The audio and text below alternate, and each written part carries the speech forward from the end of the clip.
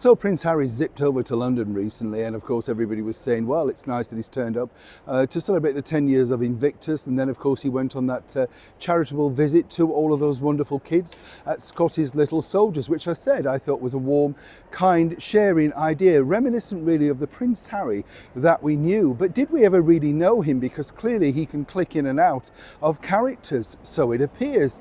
We see the more ferocious Prince Harry when he's dealing with the media, and as I've told you recently, Harry's going to get himself in absolute knots when this goes back to court, if it does, in January of next year, because of the implosion of what happened inside of his book, invading his own privacy. But some people might suggest also that Prince Harry invaded the privacy of course, our wonderful King Charles III. And that really was apparently why the, shall we say, snub was put in place. There's more to it though, let me explain. Good to have you with me today. You all right? Yes, well, we'll have a quick wave, not bad.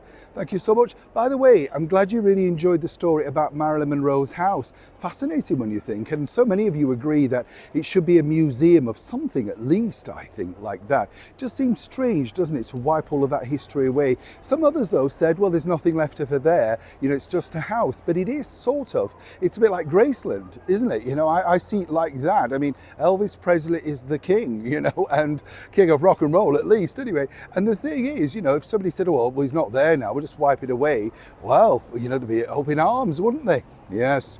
Now back us over to your royal story of the day.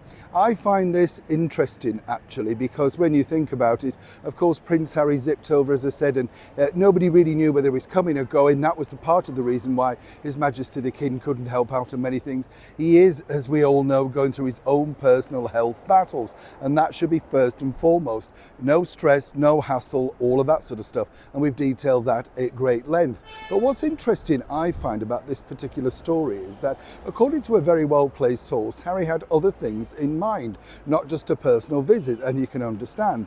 This was all due to the fact that with Harry now zipping over to Nigeria for that fake royal holiday tour, whatever you want to call it, according to a very well-placed source, as ever, allegedly, well, Harry was wondering whether there would be a message that he could take back over to Nigeria on behalf of their Majesties, Queen Camilla and His Majesty the King, King Charles III. A shrewd, clever move, don't you think? Because, of course, with a validated move of a message, it makes it even more, shall we say, official. Because if, of course, he has a message for the president over there, well, then there it is, literally come directly from Buckingham Palace, or, you know, whichever abode that King Charles decided to write the message on. Now, you might say this is cynical and rather unkind, and this is just a father and son. But what you have to remember now is that the two duo, as it were, the Sussexes, really need validation on a greater span. It's all very well showing pictures of people screaming and getting excited.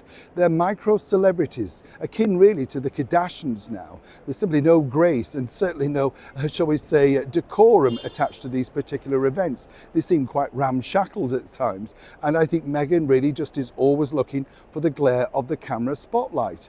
But as I said, if he'd have had an official message back from His Majesty the King, then that really would have put it in a different light. And that truly is why the Commissioner was keen to point out that this was not an official visit on behalf of the British monarchy. And that was something, apparently, infuriated both the Sussexes as they touched down in Nigeria. Now, you might say this is a battle of wits and a battle of royal war, but one way or another, someone is winning. Who do you think it is, though? Neil Sean in the very heart of London.